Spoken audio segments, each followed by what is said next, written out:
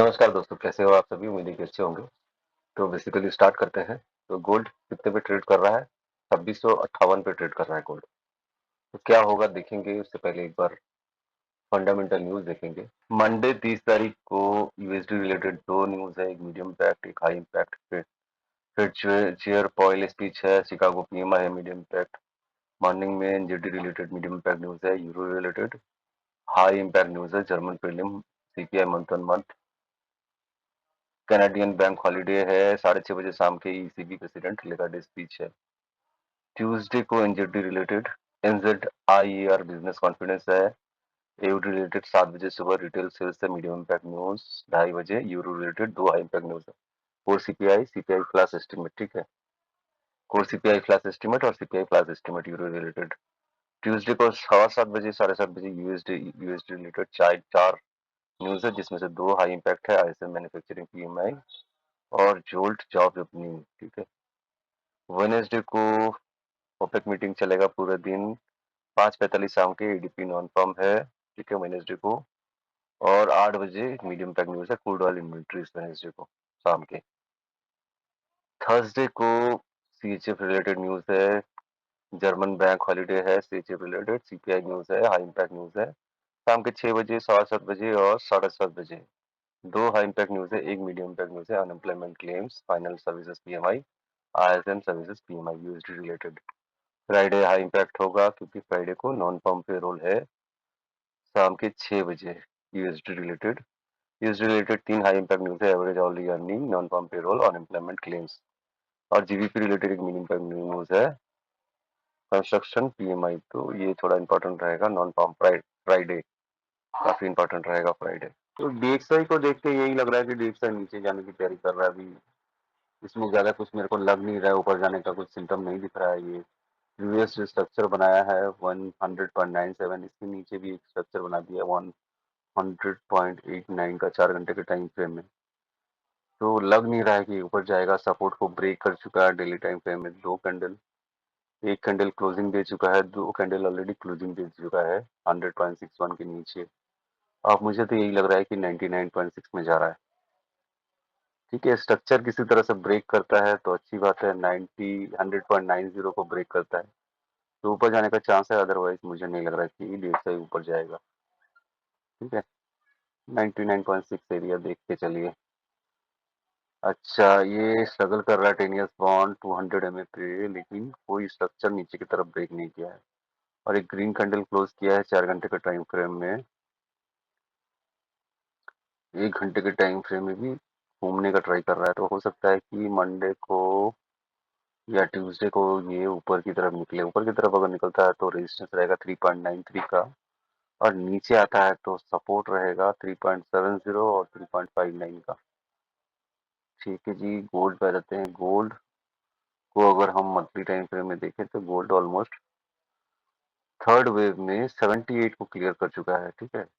2625 और 2685 में जाके लौटा है, लौटा नहीं है, 85 में जाके अभी आसपास ही है, ठीक है।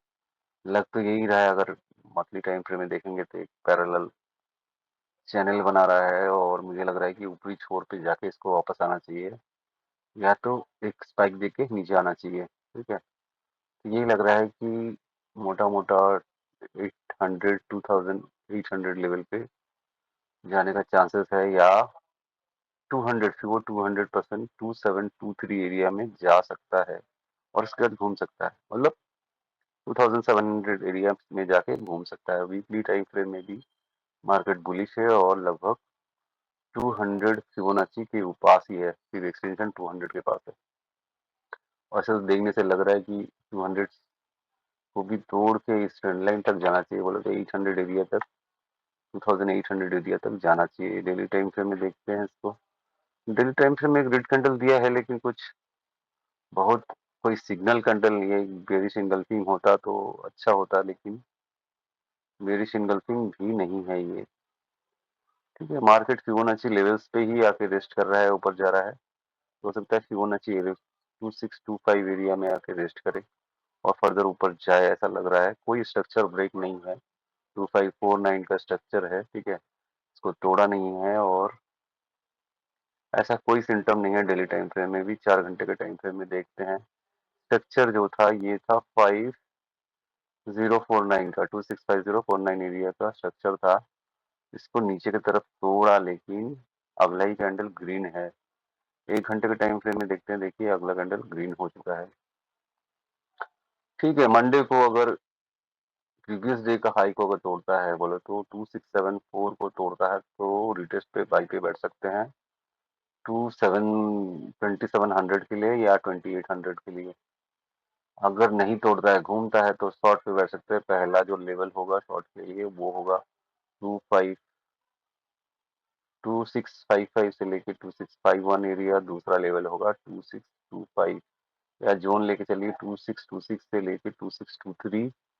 और इसके बाद फर्दर शॉर्ट पे बैठ सकते हैं ये वाला 2561 से लेके 2547। लेकिन मैं अभी भी बुलिश हूँ, मुझे लगता है कि इसमें ऊपर ही जाना है, क्योंकि मंथली टाइम फ्रेम जो बता रहा है ये बता रहा है कि थोड़ा और ऊपर एक्सटेंड हो सकता है मार्केट, और थोड़ा ऊपर जा सकता है। ठीक है, देखते हैं अगले वीक में क्या होता है। ठीक है, ऊपर की तरफ रेजिस्टेंस जो रहेगा मंडे का ट्यूसडे का जो भी है 2674 का रहेगा।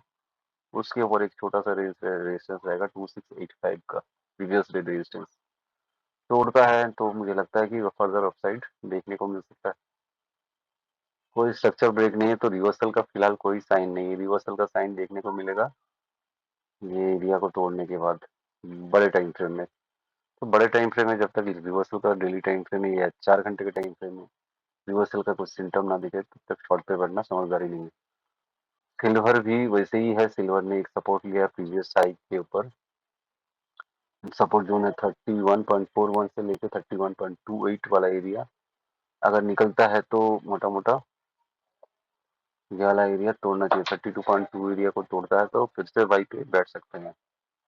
मेरे को लगता है घूमने का टाइम आया, लेकिन घूमने का सिम्टम नहीं दिखा रहा है नीचे की तरफ। अगर ये एरिया को तोड़ता है तो फर्दर 32.70 ऊपर की तरफ दो रेजिस्टेंस आएगा छोटा छोटा स्कैल्पिंग रेजिस्टेंस 32.27 32.70 नीचे की तरफ। स्ट्रक्चर ब्रेक होगा 30.35 के नीचे। ठीक है, तो अभी भी स्ट्रक्चर कुछ ब्रेक नहीं है, हायर हाइज ही बना रहा है और हायर लोज ही बना रहा है। तो मुझे लगता है बाय ऑन डिप्स है। अभी भी मैं बुलिश हूँ जब तक स्ट्रक्चर चेंज नहीं होता है। 20,000 के आसपास है। 20,000 को तोड़ा और रिटेस्ट करने आ रहा है। फर्दर अपसाइड हो सकता है नैस 100 में 20,700 एरिया। नीचे अगर तोड़ के निकलता है तो बहुत ज्यादा सा ये 50 एमए पे रेस्ट करेगा। 50 एमए वाला एरिया आ सकता है नीचे की तरफ। धीरे धीरे 50 एमए ऊपर चला जाएगा तो यही है 19,900 19,800 वाला एरिया एक सपोर्ट जोन बन सकता है। अच्छा, ये है जीबीपी यूएसडी। जीबीपी यूएसडी ने ऊपर तो गया लेकिन तोड़ नहीं पाया हाई को। अभी बोले तो डबल टॉप ट्रिपल टॉप जैसा लगा के अभी नीचे आने की कोशिश कर रहा है। थोड़ा बहुत पुल बैक अगर मिलता है तो बाई बन सकता है। स्ट्रक्चर ब्रेक होगा 1.331 एरिया के बाद। अब शॉर्ट पे बैठा जा सकता है, अदरवाइज मैं तो उसको और ऊपर देख रहा हूँ। मोटा मोटा अगला लेवल हो सकता है इसका 1.375। थोड़ा बहुत पुल बैक बाइंग अपॉर्चुनिटी है। यूरो यूएसडी को भी डेली टाइम फ्रेम में देख रहा हूँ। अगला टारगेट है 127 1.127। थोड़ा बहुत पुल बैक बाइंग अपॉर्चुनिटी ही होना चाहिए। ठीक है, अगर सपोर्ट लेता है तो स्ट्रक्चर अगर ब्रेक होगा, वो भी स्ट्रक्चर ब्रेक होगा करीबन 1.12112 एरिया के बाद। तोड़ता है तो शॉर्ट का सोच सकते हैं, अदरवाइज मैं शॉर्ट का नहीं देख रहा हूँ। मुझे तो लग रहा है थोड़ा बहुत पुल बैक भी बाइंग अपॉर्चुनिटी है जब तक स्ट्रक्चर चेंज नहीं होता है। यूडी यूएसडी में भी स्ट्रक्चर कुछ चेंज नहीं है। स्ट्रक्चर चेंज होने के लिए 687 को नीचे की तरफ तोड़ना पड़ेगा। जब तक नहीं तोड़ता है तब तक बाई साइड में ही रहना समझदारी है। ठीक है, ऊपर का टारगेट यूडी यूएसडी का फिलहाल अगला टारगेट 71 का है। थोड़ा बहुत पुल बैक बाइंग के लिए अच्छा रहेगा। एनजेडी यूएसडी एनजेडी यूएसडी जो है ये लगभग इस एरिया में जा चुका है 636 एरिया में। ठीक है, इसको स्टी है अभी इसके आसपास ही है। इस एरिया को तोड़ता है तो इसका अगला लेवल होगा करीबन 652 एरिया। ठीक है, नीचे की तरफ थोड़ा बहुत अगर आता है गलती से इस एरिया में स्ट्रक्चर ब्रेक होगा 625 एरिया को तोड़ने से इनफैक्ट मिनिमम 63 एरिया को तोड़ने से स्ट्रक्चर ब्रेक होगा।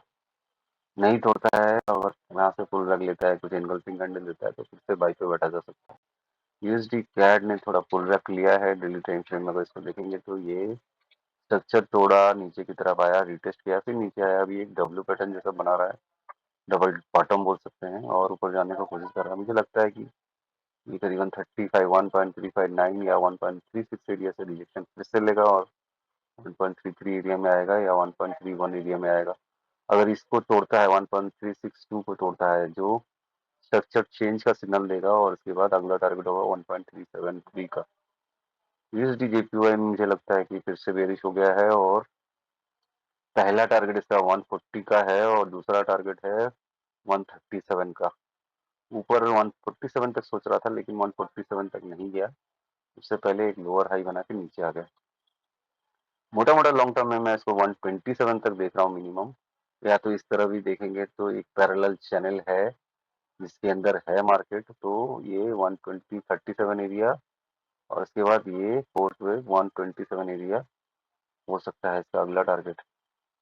यूएसडी सीएचएफ थोड़ा बियरिश लग रहा है, सिम्टम अच्छा नहीं लग रहा है, कुछ बुलिश एंगल्फिंग कैंडल इस एरिया में देता है बड़े टाइम फ्रेम में, बोले तो 4 घंटे के डेली टाइम फ्रेम में कुछ एंगल्फिंग कैंडल देता है तो बाइंग अपॉर्चुनिटी बन सकता है। अदरवाइज फिलहाल मुझे सिम्टम सही नहीं लग रहा है, इसका नीचे जाने का ही मेरे को लग रहा है।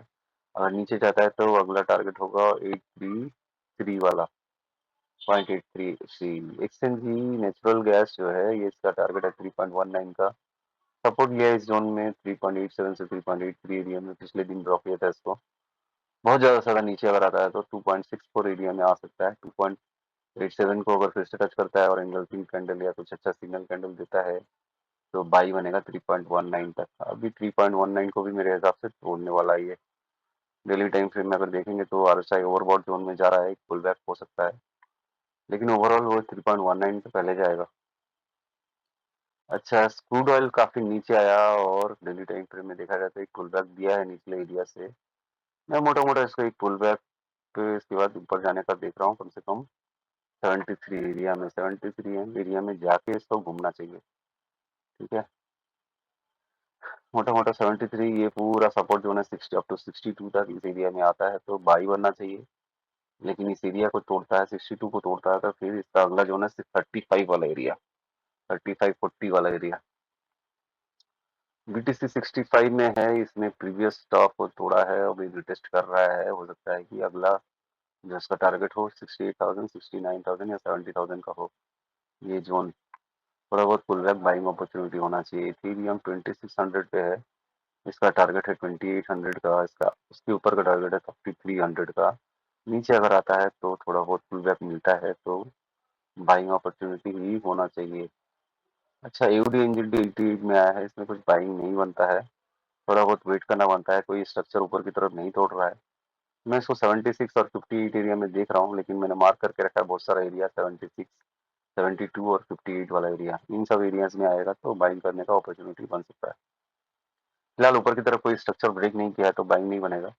हो सकता है कि ऊपर जाए तो कोई इनगल्फिंग कैंडल वगैरह दे तो सेलिंग अपॉर्चुनिटी बन सकता है बड़े टाइम फ्रेम में। ठीक है, इसने दिया होगा 1 घंटे के टाइम फ्रेम में, देखिए यहाँ पे इवनिंग स्टार दिया है, यहाँ पे इनगल्फिंग कैंडल दिया है, दो दो सेलिंग अपॉर्चुनिटी दे रहा है, ये बार बार फिर से ऊपर जाके सेलिंग अपॉर्चुनिटी दे सकता है। यूरो जीबीपी, यूरो जीबीपी जो है ना, इसने पुल बैक दिया है 78% से, 3 बार ये पुल बैक दे चुका है, सॉरी बाउंस बैक दे चुका है। और मेरे हिसाब से इसका अगला टारगेट है 88 का। अगर नीचे टूटा, बोले तो 81 को तोड़ा तो सीधे ये चला जाएगा 81 लेवल, 81 लेवल पे, 819 लेवल पे। तो अगर ये नीचे टूटता है तो फिर दिक्कत है। अदरवाइज मुझे तो लगता है एक पुल बैक है ये। ठीक है, पुल बैक होके ये अभी डब्लू पैटर्न बना के, बोले तो डब्लू पैटर्न बना के ऊपर निकल रहा है ऐसा लग रहा है। ठीक है, अगर वीकली टाइम फ्रेम में देखेंगे तो कहीं भी इसका स्टॉप नहीं है फिलहाल, और नीचे जाएगा तो सीधा 81 82 में चला जाएगा। ठीक है, तो थोड़ा सा सावधानी से ट्रेड करने की जरूरत है। वीकली टाइम फ्रेम बेयरिश है, मंथली टाइम फ्रेम बेयरिश है। ठीक है, नीचे की तरफ जाता हुआ दिखा रहा है। 200 एमए को मंथली टाइम फ्रेम में तोड़ा है इसने, वीकली में भी 200 एमए और 50 एमए के नीचे है। ठीक है, मंथली टाइम फ्रेम में देखेंगे तो एक ट्रेंड लाइन है जिसको टेस्ट करने आ सकता है मार्केट, ठीक है। तो ओवरऑल बड़े टाइम फ्रेम में ये बेरिश है, ठीक है, लेकिन शॉर्ट टाइम फ्रेम में अभी देखिए यहाँ पे एक बुलिश एंगल्फिंग दिया है, यहाँ पे एक बुलिश एंगल्फिंग दिया है, यहाँ पे एक बुलिश एंगल्फिंग दिया है, तो उम्मीद है कि 838 और 845 लेवल पे दोबारा जा सकता है, ठीक है। अगर डेली टाइम फ्रेम में देखेंगे तो आरएसआई बॉटम आउट हुआ है, तो एक पुल बैक तो एक बाउंस बैक तो बनता है। तो इतना ही आज के वीडियो में, उम्मीद है आपको वीडियो अच्छा लगा होगा। अच्छा लगा तो लाइक, सब्सक्राइब, शेयर, कमेंट कीजिए। आपके सपोर्ट के लिए बहुत बहुत धन्यवाद। Thank you very much. जय हिंद, जय भारत।